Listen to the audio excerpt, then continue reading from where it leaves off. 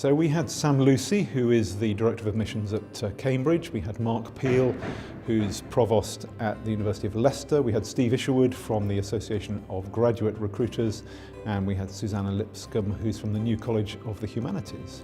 I was on the University and Employers panel, and we were talking about how the changing situation at the moment is going to affect the nature of admissions. So things like the reformed A-levels, moving to that linear A-level structure, the effects of Brexit, how do we get the best things for students, and also thinking about the pressures on students these days and how to get them to love their subjects.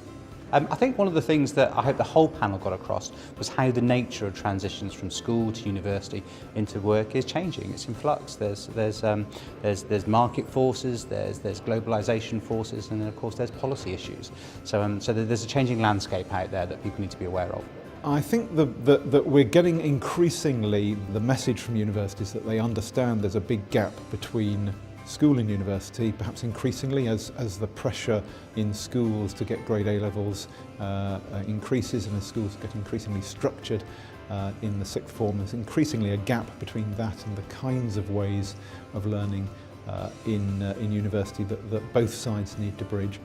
I hope that they took away a sense that we're working on the same project, universities and schools, that we're trying to foster confidence in students, a curiosity, that actually we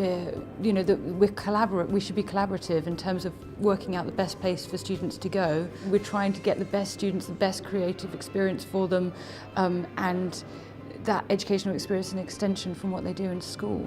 I hope that they recognise that Cambridge is just a particular institution. It has a particular course offering. We're looking for students who are going to come and thrive in that environment, and I hope that they will then ensure that the students that do apply to us are potentially the best fit for those sorts of courses. I think it's very interesting that all four panellists said how seriously young people take their university education these days.